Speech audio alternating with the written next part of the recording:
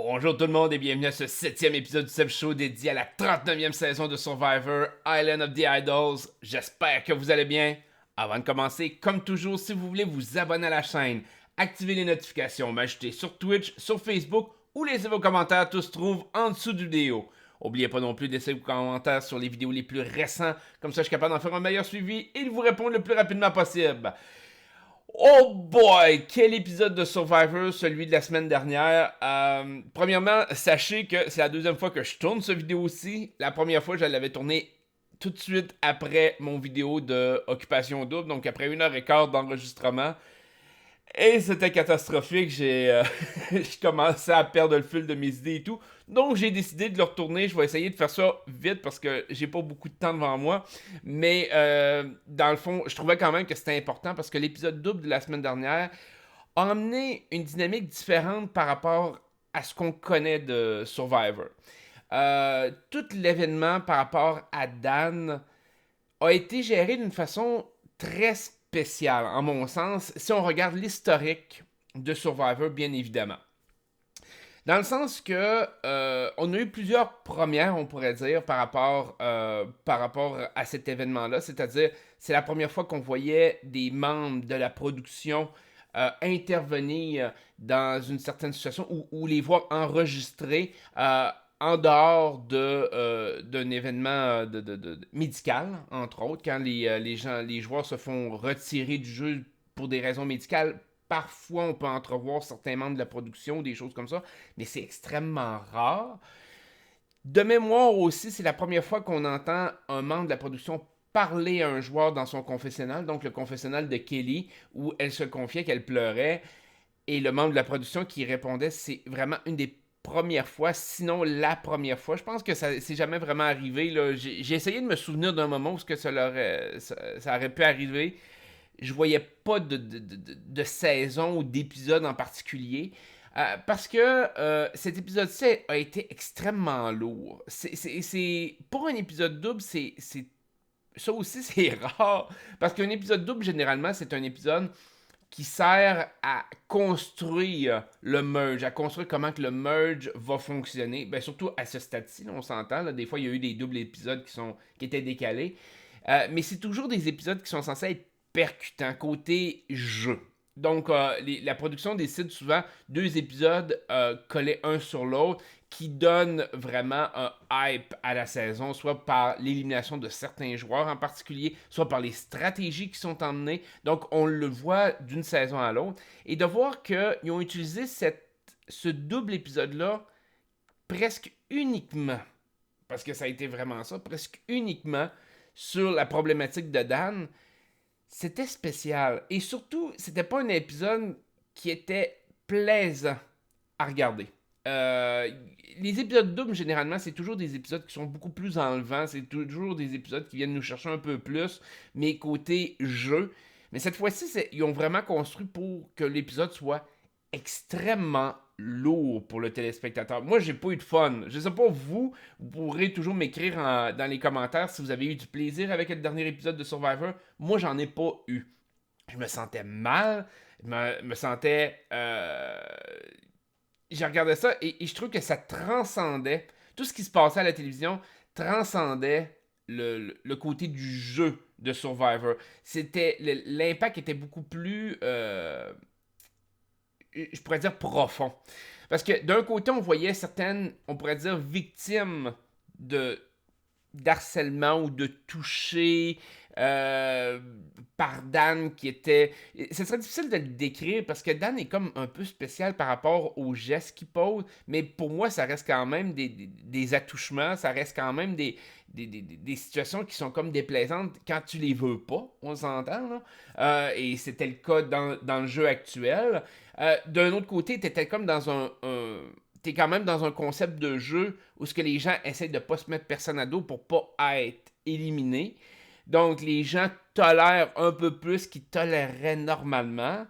Et en plus, là, vous avez des personnes qui utilisaient ce fait-là pour de la stratégie, je pense comme à Elisabeth, à Missy, euh, qui utilisent cette situation déplaisante-là à leur avantage, mais dans l'irrespect des femmes, alors que ce sont des femmes, et aussi dans une mentalité un peu insignifiante, c'est-à-dire d'un côté ils se plaignent, mais de l'autre ils s'en vont voir la personne qui les touche puis qui les prend dans ses bras et je sais pas, c'était bizarre comme sentiment. Et pour rajouter la cerise sur le Sunday, c'est un épisode où ce que les bonnes personnes ont été éliminées. C'est encore pire. Les personnes qui se tenaient debout et qui voulaient être plus présentes pour contre ces gestes-là, je pense à Jamal et Kelly, ont été les deux personnes qui ont été éliminées. Là, j'exclus évidemment Jeannette, qui a été le pilier de l'épisode 2, mais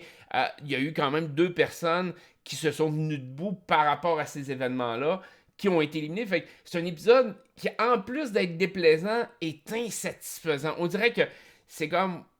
c'est un épisode lourd, un épisode plate à écouter. Pourquoi que la production a fait ça? C'est certain qu'ils veulent décrire la situation, mais je pense qu'ils l'ont décrit d'une façon beaucoup plus extrême qu'ils auraient pu la démontrer. Je veux dire, ils auraient très bien pu faire je pourrais dire le speech avec Kelly, la rencontrer et terminer ça là. Et la stratégie en tant que telle de l'épisode aurait pas tant changé s'il avait coupé une grosse partie de toutes ces actions-là et de toute cette façon de faire-là. Par les joueurs, on s'entend. Autant Elisabeth, Missy, Dan. Il y avait du stock qui pouvait couper, puis ça n'aurait pas changé la trame narrative de l'épisode, en mon sens. Alors pourquoi ils ont mis autant d'énergie là-dedans?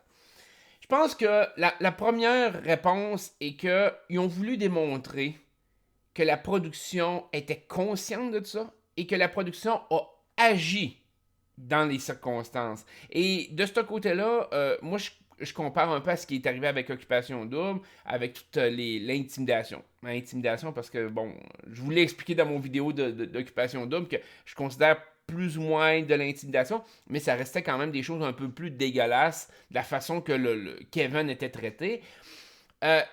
Occupation Double n'est pas intervenu d'aucune façon, ou du moins est intervenu sur le tard et le très très tard. Mais on a vu que Survivor, eux autres, ils n'ont pas pris ça à la légère. Ils sont intervenus directement, ils ont parlé aux joueurs, ils ont rencontré les joueurs individuellement, ils ont même marqué un message d'avertissement par rapport au fait qu'ils avaient rencontré ces joueurs-là. On dirait, la production, c'est comme baqué d'une certaine façon, puis ils ont voulu très bien expliquer la situation. Et il ne faut pas oublier que la production dans un tel contexte, eux, là, ça fait depuis le mois d'avril que cette saison-là est terminée. Donc, ça fait 8 mois, 6 mois, 7 mois à peu près, là, que cette saison-là est terminée, rappée, qu'ils connaissent déjà le gagnant. Alors, pour avoir premièrement agi sur le tas, sur le fait, sur le moment, là, à ce moment-là, je me répète aujourd'hui, je suis encore brûlé cérébralement.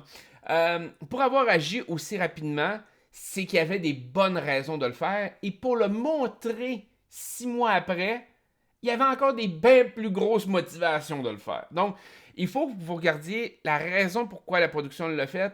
Il y a probablement quelque chose de pire en arrière. J'ai l'impression que la production n'a pas nécessairement été capable de tout capter ou pas été capable de tout montrer non plus. D'un autre côté, Survivor n'est pas le genre de télé-réalité qui t'amène à la fin et que tu es insatisfait. Je veux dire, tu peux être insatisfait dans le sens que la personne qui gagne est une personne neutre, qu'elle te laisse indifférente, comme on l'a eu un peu la saison passée avec Chris qui a gagné à la fin, puis c'est comme... Ouais, ok, mais Rick Devon méritait de gagner. C'est comme plate, mais tu sais, Gavin aussi. Bon, mais c'est Chris qui a gagné. C'est comme, ouais, ok, c'est poche. On a eu même la finale avec Dominic Wendell, Ghost Island. Ça a été un peu le même sentiment, c'est de dire, ouais, j'aurais aimé que la finale soit un peu plus enlevante que ça. Mais globalement, on n'a pas de gagnant qui en est comme Ah, man, mais c'est dégueulasse d'avoir ce gagnant-là. Survivor est pas bâti comme ça. On n'a pas cette notion-là. Et généralement, quand tu arrives à la fin, tu as quand même une satisfaction d'avoir vu la majorité des gens que tu détestais perdre. Donc, dans ce contexte-là, j'ai l'impression que, premièrement, Survivor a bâti ça pour qu'on soit alerté de la situation, mais aussi qu'on prenne position contre les gens qui ont utilisé cette situation-là à leur avantage ou qui sont dans cette situation-là, comme Dan. Euh, qu'on qu'on soit contre eux, qu'on veuille les voir éliminés, et donc on risque d'avoir la satisfaction de les voir éliminés. En mon sens, Survivor doit avoir monté leurs épisodes comme ça. Ensuite de tout ça, on risque d'avoir une certaine satisfaction pour voir la personne qui va réussir à passer au-delà de tout ça. Donc, peut-être Jeannette, peut-être quelqu'un de plus neutre comme Tommy, mais c'est certain qu'une de ces personnes-là risque, parce que là, il n'y a plus beaucoup de gens qui sont neutres ou positifs dans le jeu. Je veux dire, il restait, je pourrais dire, on peut même pas dire Karishma. Karishma, moralement, est intéressante dans le sens qu'elle prend des bonnes positions morales, mais côté jeu, est exécrable. Fait que Jamal, Jeannette, je pense que c'était les deux plus forts pour côté moral, côté image que Survivor veut donner. Évidemment, Jamal a été éliminé. Donc, il reste Jeannette. Jeannette peut-elle se rendre loin par elle-même? Je pense qu'elle peut survivre. Ça va être difficile, mais je pense qu'elle peut survivre. Sinon, il faut qu'on se réfère beaucoup plus comme à Tommy, qui est plus neutre, qui n'a pas pris des positions exécrables durant tous les événements de Dan, mais qui peut être un gagnant satisfaisant à la fin si on le voit éliminer tous les autres. On va se dire ça de même. C'est certain que tous les joueurs qui ont été mal vus par rapport à... Parce qu'il faut que vous pensiez, ici au Québec, c'est un peu moins fort, mais aux États-Unis, le mouvement MeToo qui existe à l'heure actuelle par rapport au respect des femmes est beaucoup plus fort et beaucoup plus imposant que ce que nous autres, on le ressent ici. Et Survivor ne permettrait probablement pas à un joueur qui est mal vu dans ce genre de situation-là de remporter la victoire à la fin. Parce que les gens vont être frustrés. Et c'est pas comme ici avec, par exemple, avec Occupation Double, parce que des fois, tu étais à la fin, c'est comme, il y en a, ils mériteraient tous de perdre. À Survivor, ils essayent toujours de s'arranger qu'au minimum, tu sois correct avec la fin. Donc, toutes les personnes qui sont comme, je pourrais dire, qui utilisent le côté harcèlement dans le jeu, je pense que ça passera pas. Je pense qu'ils vont se faire éliminer. Et je vais même pousser mon idée plus loin en me disant, s'ils ont montré autant de stock par rapport à Dan, j'ai l'impression que c'est parce que Dan va partir. Mais pas nécessairement se faire éliminer, mais il va peut-être se faire sortir par la production. Parce que pour avoir montré autant d'éléments, d'avoir montré l'arrière-scène, d'avoir divulgué des scènes que Survivor ne dévoile pas habituellement, là, de voir l'équipe de production, comment l'équipe de production agit dans certaines situations, pour avoir montré ça, c'est que eux considéraient que c'était grave et surtout que c'était important de le montrer au public.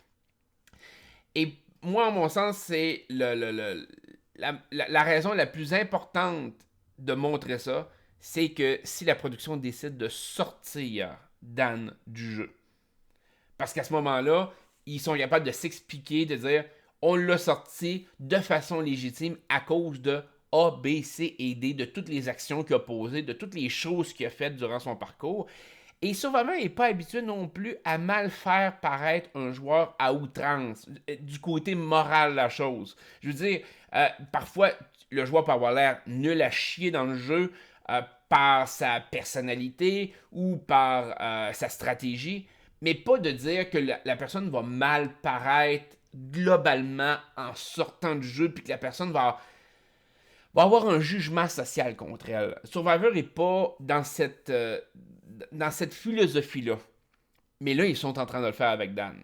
Donc, pour moi, la production va intervenir à un moment ou à un autre contre Dan. Jeff Probst a talonné Dan pendant plusieurs minutes, plusieurs questions. Et même Dan a dit, peux-tu me lâcher? On peut-tu passer à d'autres choses? Puis Jeff Probst dit, non, Je vais continuer jusqu'à la fin de la saison, jusqu'à temps que ce soit terminé. Je vais continuer. Fait que, et pour que Jeff Probst prenne une position aussi claire, qu'il veuille challenger Dan à chaque fois, systématiquement à chaque fois que Dan va se présenter au Tribal Council, c'est parce que Jeff Probst aussi juge que c'est inacceptable, qu'il y a quelque chose de grave en arrière de ça. Comme je vous dis, peut-être qu'on n'a pas tout vu, mais de voir une femme comme Kelly, qui a l'air quand même d'une femme forte, partir à pleurer par rapport aux agissements de Dan, comment il interagissait envers elle, peut-être que c'était pas si grave que ça, mais je trouve ça quand même étrange, en mon sens. Toute l'intervention est étrange. Fait que je pense que Dan est peut-être trop excessif dans ce qu'il fait. Et surtout inconfortable dans la façon dont il le fait. C'est plus acceptable de toute façon dans la société d'aujourd'hui. Mais je pense qu'il dépasse même ce côté de inacceptable, genre de base, il est vraiment rendu à un stade beaucoup plus élevé. Donc, attendez-vous au fait que Dan se fasse sortir par la production. J'ai l'impression dans les prochains épisodes, je pense que la production a mis la table pour ça. Je pense. Peut-être que je me trompe, peut-être qu'il va juste se faire éliminer simplement. Mais j'ai l'impression que la production va intervenir. Pas qu'elle montre autant, là, c'est mon feeling personnel, mais j'ai ce feeling-là. Sinon, si on sort de la situation de Dan, bien évidemment, on a eu Jeannette qui a très bien paru durant tout l'épisode. On avait le sentiment de l'héroïne de l'histoire. Je veux dire, c'était la joueuse qui se démarquait d'un point de vue moral, qui a mis la stratégie de côté parce que oui, c'est vrai, elle était très bien positionnée dans le jeu. Je veux dire, il n'y avait aucune menace contre elle à court ou moyen terme. Je veux dire, c'était pas une menace physique, c'était pas quelqu'un qui était détestable et qu'elle a passé par-dessus le côté jeu pour défendre un point moral. Elle a très bien paru. Je veux dire, contrairement à une femme comme Elisabeth, qui a très mal paru dans une situation comme ça, même Missy, qui a très mal paru dans une situation comme ça, Jeannette, elle a vraiment étincelé, elle a porté le poids des situations des femmes sur ses épaules. C'était noble d'avoir une joueuse comme ça. Sérieusement, c'était, il y avait un petit côté humilité en arrière de ça, parce que souvent on parle de stratégie dans un jeu comme Survivor ou Occupation Double, mais ça reste quand même des êtres humains. Puis ils doivent prendre des décisions stratégiques, mais ils doivent aussi prendre des décisions morales derrière ça. T'sais, quelle est la ligne où ce que je veux pas franchir? Quelle est la ligne que je veux pas quel genre de personnalité je veux pas montrer au monde et quelle personnalité je veux montrer au monde? Qu'est-ce que je suis prêt à faire pour le jeu et qu'est-ce que je ne suis pas prêt à faire pour le jeu? Et moi, je me souviens comme de mon expérience à Love Story. Quand ça a été le temps de Love Story 4, j'étais prêt à faire beaucoup de choses négatives, on s'entend. J'étais prêt à faire beaucoup de stratégies puis beaucoup de mensonges et d'affaires.